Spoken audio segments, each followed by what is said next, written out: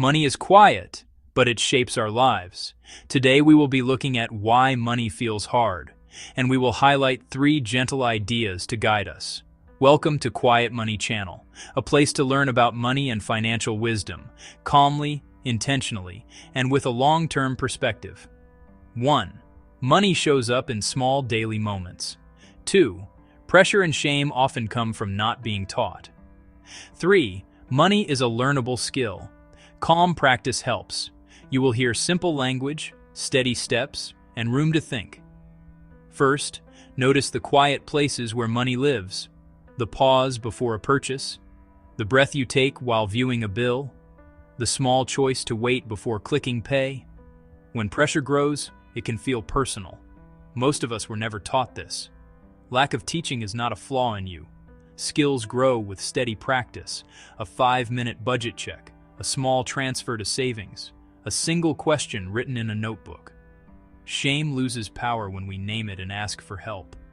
Calm grows when we slow down our choices. Think of money as a tool. Learn to use it gently. Small acts repeated become strength. Like a plant, understanding needs light, water, and time. Here is our path today. Notice the small moments. Release the shame of not being taught. Practice one calm habit at a time. We will move slowly and think together. If money has felt heavy, you are not alone. Together, we will replace pressure with understanding. Next, we'll explore why confusion turns into shame and how to soften it. We were not taught how to separate our financial situation from our identity. Money, in our culture, is often tangled up with success, happiness, and moral character. Because of this, a low bank balance or a pile of debt can feel like a judgment on who we are. No one explained that a person can be kind, intelligent, hardworking, and still be confused about how to manage their finances. The lack of this fundamental lesson leaves us vulnerable. When we make a mistake, like overspending on a credit card or failing to save, we don't see it as a simple error in calculation. We see it as proof of our deep personal failings. The truth is, this feeling of being lost is not a sign of personal failure. It is a symptom of a collective silence. We live in a society that expects us to intuitively understand a complex system that was never explained to us. We are handed the keys to the car without ever being taught how to drive. When we inevitably swerve off the road, the world often looks at us as if we should have known better. But how could we? The fault does not lie with the individual who feels lost. It lies in the quiet absence of guidance, in the cultural expectation that financial literacy is something we absorb, rather than something that must be deliberately and patiently taught. Section 3. A skill we were never taught. Many of the most important financial lessons are the quietest and simplest ones, and they are almost never taught in a formal classroom setting. No one showed us how to simply slow down before making a financial decision, how to pause and name the feeling, be it excitement, fear, or pressure, that arises when a large bill arrives or a tempting purchase appears. The skill of making calm, deliberate choices, free from the grip of panic or impulse, was not part of our standard education. Furthermore, we were not taught the practical mechanics of a healthy financial life. For many, there was no gentle introduction to the concept of compound interest, not as a complex formula, but as the quiet magic of time and consistency. We were not shown how to have a conversation about money with a partner that does not end in blame or defensiveness. We were not taught that small, seemingly insignificant daily choices add up over months and years to create a significant financial reality. These are not advanced concepts. They are the fundamental building blocks of financial well-being. The education we did receive was often fragmented or fear-based. We might have been told to save money without any context for what we were saving for, or heard warnings about debt without any practical guidance on how to use credit wisely. This kind of advice, delivered without the why or the how, is like being given a list of rules without understanding the game. It creates anxiety rather than empowerment. It teaches us what to fear, but not what to build. Because these skills were missing, we developed coping mechanisms instead of strategies.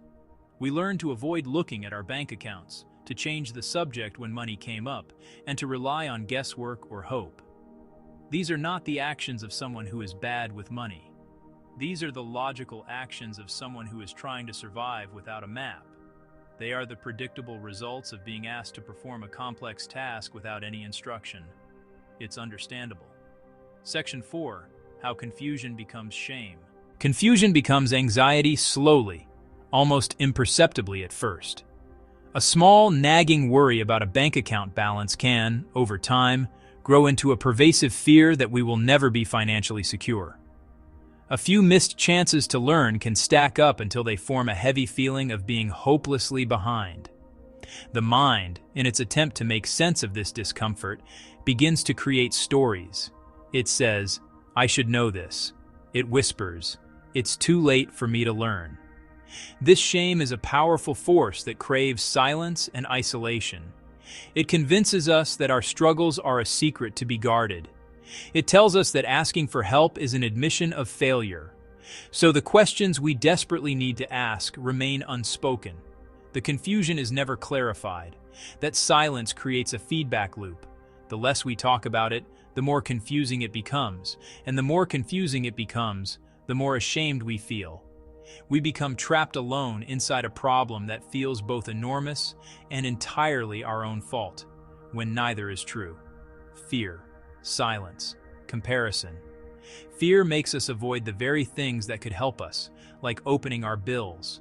Silence keeps us locked in our own heads, preventing us from realizing that millions of others feel the exact same way. And comparison acts as a constant, painful reminder of how far we perceive ourselves to be from where we should be. We look at a friend's bright, curated life on social media and forget what we do not see. The difficult conversations, the slow and steady saving, the quiet burden of their own private debt. We compare our messy, unedited Chapter 2 to someone else's polished and published Chapter 10. This false comparison makes us feel an urgent need to rush, to catch up at any cost. Rushing, especially with money, almost always leads to choices we later regret. We might take on a loan we don't fully understand, or invest in something based on a hot tip rather than careful thought. These reactive decisions, born from a place of panic and shame, often compound our initial problems. The cycle continues, with each misstep feeling like further proof of our own inadequacy, rather than a predictable outcome of feeling pressured and lost. The important thing is to notice the loop and begin to interrupt it. When we make a financial misstep, we tend to call it proof that we are not smart or disciplined enough. But many of these so-called mistakes are simply evidence that we did not have a guide. Think of a teenager who receives their first credit card without any advice. Or a parent who never talks openly about household finances, teaching their child that money is a taboo topic. Or a young worker who never learns how to create a long-term plan and finds themselves living paycheck to paycheck for years. These outcomes are not walls of shame to be judged. They are simply signs pointing to missing steps in our education.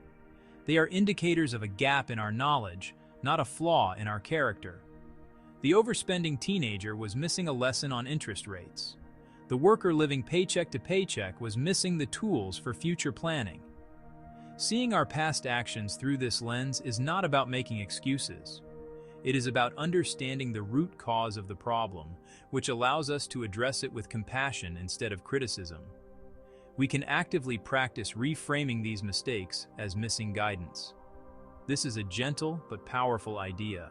It does not excuse any harm we may have caused, but it changes our perspective on why it happened. A mistake, seen in this light, becomes a lesson. It illuminates precisely what we did not know at the time. This view makes it psychologically safer to look back at our financial history without being overwhelmed by regret. It makes it easier to look again, and to finally ask the questions we were once too afraid to voice. This shift in perspective is the key that unlocks the door to learning. As long as we are paralyzed by shame, we cannot move forward. But when we can look at a past debt and say, I made that choice because I didn't know how to evaluate risk, or I avoided my bills because I didn't have a system for facing them, we move from self-blame to problem solving. The energy that was once consumed by shame can now be redirected towards seeking out the missing information and building the missing skills, one small piece at a time. What does calm understanding of money actually look like? It is not a sudden, dramatic fix, a perfect spreadsheet, or a portfolio that doubles overnight. It is not a single, bright rule that solves all of life's financial complexities. It grows much more like a small, resilient plant. It needs gentle light, consistent watering, and time. It grows from a series of small, deliberate acts, a single, honest conversation, a few quiet notes in a notebook, a calm, steady look at a monthly bill without the rush of panic. These small, repeated acts build a steady and reliable way of thinking. They create a foundation of clarity that allows us to make decisions from a place of intention rather than reaction. Calm understanding is the ability to sit with a financial choice, to breathe, and to consider its future implications without being hijacked by fear or excitement. It is the quiet confidence that comes from knowing you have a process, however simple, for thinking things through clearly. Here are a few short scenes that show how this calm learning can begin. A person sits at a clean, uncluttered desk in the early morning light. They have a cup of coffee and a simple notebook. They write one question at the top of the page. What one financial worry costs me the most stress? They do not try to solve it all at once. They do not judge themselves for the worry.